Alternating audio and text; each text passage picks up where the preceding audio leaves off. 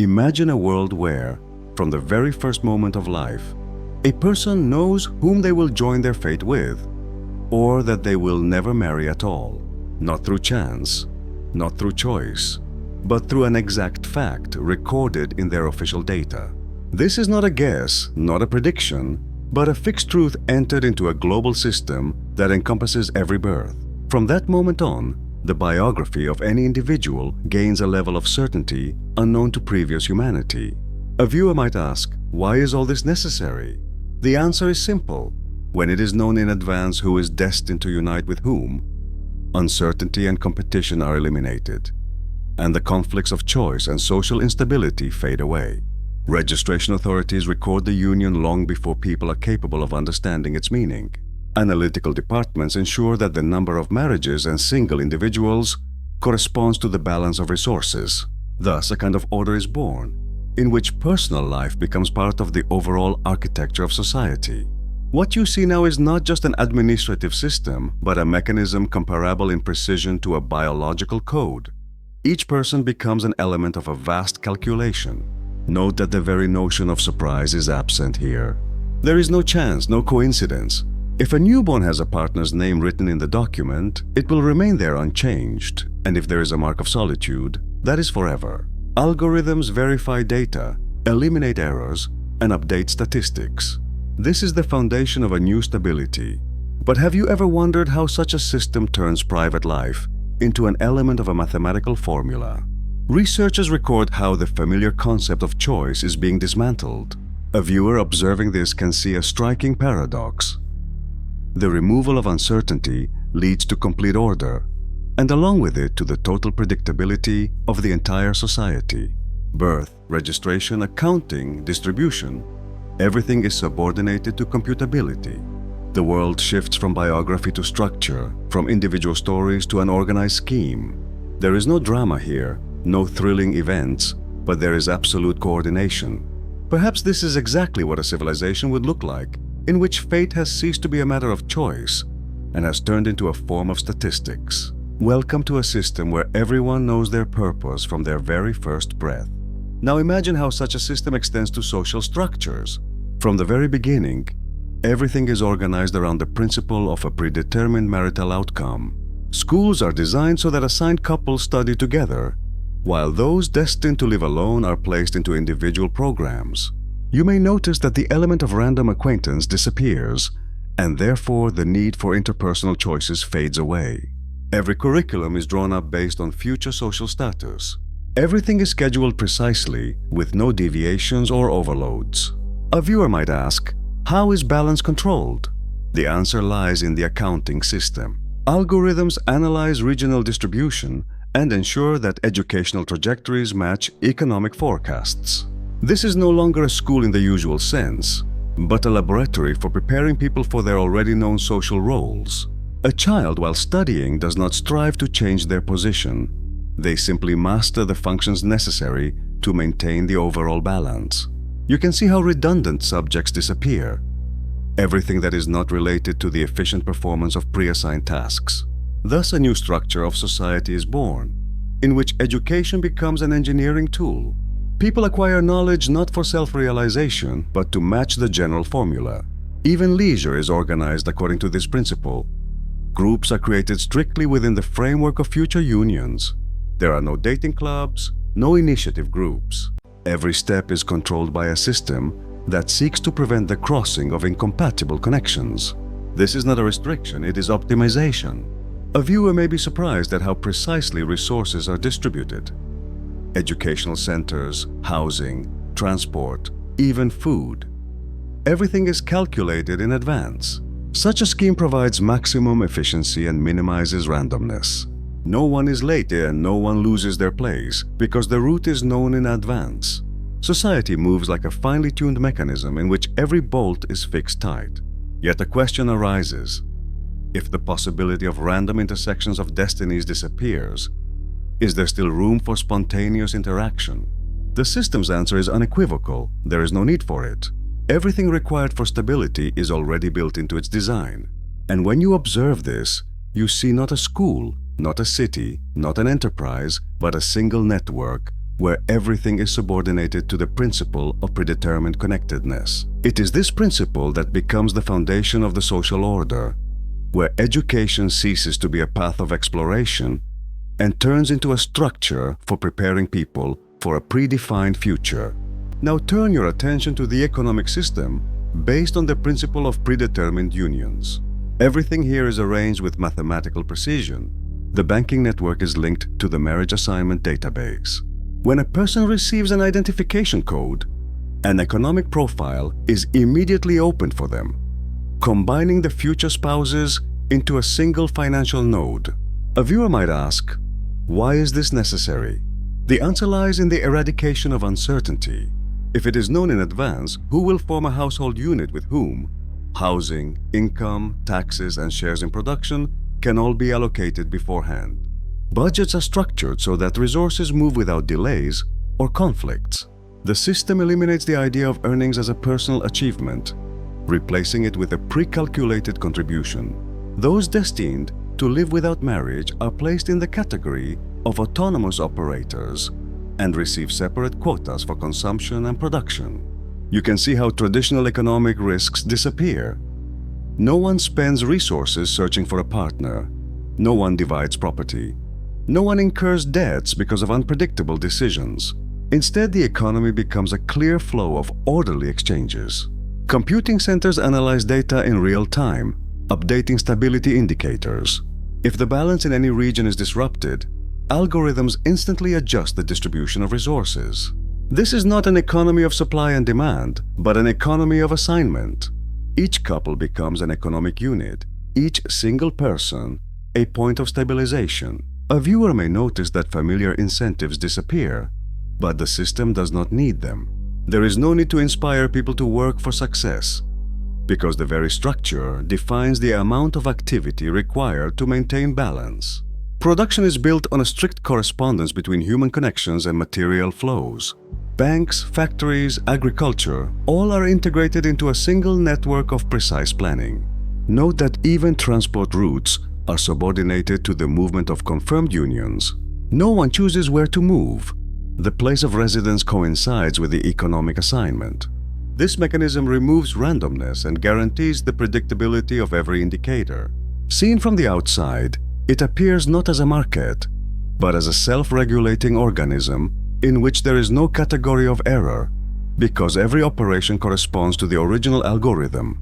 Thus arises a new type of economic order, where the concepts of personal income and priority are replaced by the principle of computable necessity, and relationships between people themselves become part of the financial formula of stability. Now let us turn our attention to the demographic system, which is built according to the same laws of predetermined order.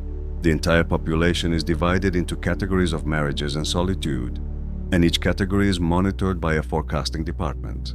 A viewer might ask, how is numerical stability maintained without fluctuations? The answer is simple. Everything is calculated in advance. The system knows when and where every new citizen will appear and what resources they will require. Birth, upbringing, education, and professional assignment are linked into a single chain. Overpopulation and shortage do not exist because birth rates are aligned with productive and natural capacities. You can see how the very need for demographic campaigns disappears. There are no calls to have more or fewer children, no external interventions. Each new person's arrival is part of a role distribution plan. Those designated for solitude are assigned to tasks where mobility and independence provide equilibrium. They move between regions to reinforce the balance of labor and resources. At the same time, couples form stable units that guarantee the transfer of social and material inheritance. A child enters the same system where their data has already been entered and confirmed in advance. A viewer may notice that personal decisions are absent here, but forecast errors are absent as well. Algorithms calculate age ratios, levels of consumption, the number of new specialists, and the required amount of housing units. Even the distribution of food and medical services is subject to these formulas. This is not about planning the future, but about maintaining the constancy of the entire mechanism. If the population in any sector goes beyond acceptable limits, the system adjusts the program of birth and distribution. No discussions, no disputes, only precise calculation. From the outside, this resembles a biological ecosystem in which every element supports structural balance. All population movement is regulated. All resettlement is controlled. Thus, the threat of overpopulation, migration crises, and social overload is eliminated. You see an order in which life itself becomes a managed process. Within this contour, there are no concepts of surprise or violation. There is only the constant maintenance of equilibrium. Demographic stability becomes one of the main principles of this civilization's existence, where birth and the distribution of human roles are as predictable as the rotation of the computing systems that sustain the world's even rhythm. Now let us consider how the cultural and educational environment is arranged in this world. Everything connected with the transmission of knowledge and symbols is subject to the same principle of predetermination. A viewer may notice that familiar forms of art have changed, since the very notion of a chance encounter or free choice has disappeared. Film scripts, book texts, and even the design of public spaces are based on the idea of structural coherence. There are no plots about searching for feelings, no stories about competing for attention. Documentary and analytical materials have completely replaced artistic genres. Culture has ceased to be a space of expression and has turned into an instrument for fixing a stable order. You can see how the distinction between education and art disappears. Everything is aimed at teaching correct interaction according to pre-given schemes. Curricula consist of disciplines that develop the ability to precisely perform social functions. Media centers broadcast educational segments explaining the principles of rational role distribution. No creative deviations are encouraged since they disrupt the balance of perception. A viewer might ask, does culture not lose its meaning without freedom? The answer is simple. In a system where everything is calculated, culture becomes a reflection of this very rationality. The direction of thought shifts from the individual to the collective. Every information stream is built into a single scheme for shaping public understanding. Even architecture follows a common logic. Buildings, streets, and interior spaces are created according to models of symmetry to eliminate visual dissonance. There are no exhibits of personal history in museums, only examples of engineering solutions illustrating the development of the system. Literature is reference-like in character, and music becomes an instrument of sound regulation, coordinating the perception of the masses. You can see that aesthetic activity now serves to support stability rather than to express emotions. Every unit of cultural content produced is filtered for compliance with the perception algorithm. No random images, no associations that provoke individual interpretations. Everything is subordinated to the uniformity of meaning. Thus, a new educational matrix is formed in which knowledge does not open new horizons, but reinforces already established connections. The world becomes self-sufficient within its own regularities, and culture here serves not as a mirror of society, but as its tool. In this pattern, there is no place for improvisation. There is only the rhythm of systemic harmony, tuned to the endless repetition of correct forms. Now let us imagine how the political structure of this world is organized.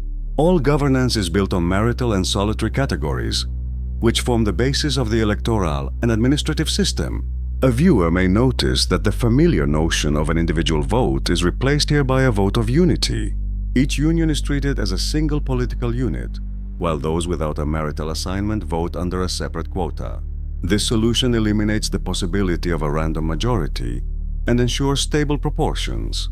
The highest regulatory bodies consist of analytical divisions that do not make decisions in the traditional sense, but instead register statistical necessity.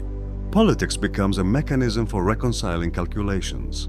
There are no disputes and no party platforms in the usual sense. There are only directions for optimizing the governance system, depending on demographic and economic indicators. A viewer might ask, what replaces ideology? The answer lies in the very structure of distribution. Instead of a struggle for power, there is a single methodology for maintaining maximum stability. The entire political space is a network of nodes, transmitting data about the behavior of social segments. Algorithms model possible deviations and adjust administrative decisions in advance. In this way, the notion of crisis is eliminated, since any imbalance is detected long before it manifests. Laws are created not at people's initiative, but as a result of analyzing systemic indicators. You can see how the line between bureaucracy and science disappears. Power turns into a function of computation. Governance units merely confirm what has already been predetermined by the statistical model.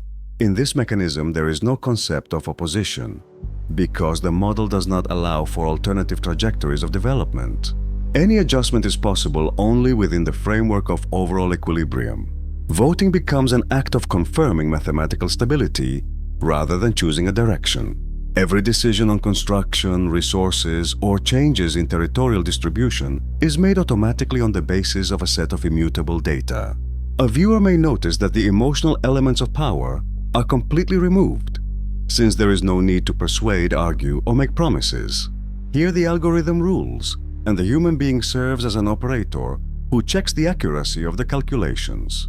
As a result, a space of absolute governance is formed, where politics ceases to be an arena of confrontation and turns into an exact science of preserving the symmetry of a society in which every element is already inscribed into the state formula. Now let us look at how the international structure of this world functions. All states are united not by treaties, but by a system of marital codes that encompasses the entire continental and island space. A viewer might ask, how do borders relate to each other if destinies are connected in advance? The answer is simple. Borders have ceased to be instruments of division. They have turned into technical lines for managing data flows. Every birth in which one of the partners belongs to another region automatically forms an interterritorial channel through which resources and information are distributed. In this way, zones of joint regulation arise, where resource exchange is based not on trade, but on agreed parameters of the future population. You can see how traditional forms of diplomacy disappear. There are no ambassadors, no negotiations, because the system of marital link distribution performs their functions. If two countries are connected by numerous assigned unions, their economic and cultural indicators are synchronized automatically. No declarations, no political intrigues, only precise mathematics of compatibility. A viewer may notice that the very notion of state secrecy loses its meaning here. All data are integrated into a common array. Global-level algorithms monitor the evenness of energy exchange, resource extraction, and migration processes. The transport network unites territories in strict accordance with the density of interregional marital nodes. Every movement is optimized, every freight route supports the balance of exchange. Foreign policy turns into a science of flow symmetry, where diplomacy is replaced by a system of correlations. When observed from above, this structure appears as a single organism in which borders exist only as coordinates of distribution. Colonies, spheres of influence, trade alliances, all this has disappeared because there is no longer any competition of interests. All interests have been reduced to a single principle of stability. A viewer may ask, how are conflicts resolved? They do not arise because system parameters are equalized in advance. When one territory experiences surplus, an algorithm automatically redistributes resources to where there is a deficit. Thanks to this, the world maintains structural equilibrium without the involvement of negotiation mechanisms. Everything that happens between regions is the movement of data that upholds order. What lies before you is not an international community, but a connected network of computational zones where human and geographical differences dissolve within a common scheme of assigned ties, forming a single planetary system of mutual predetermination. Imagine a completed world in which every part of the system has reached its ideal coherence. A viewer might wonder what happens when everything already functions without deviation. The answer is simple. There is an ongoing maintenance of static harmony. Every element of the system is in its place. All processes are synchronized, all connections are closed and stable. There is no need for adjustment, no need for change. The network of demography, economy, technology, and culture forms a stable structure in which every action is predetermined. The world does not move forward or backward. It simply maintains a state of constant precision.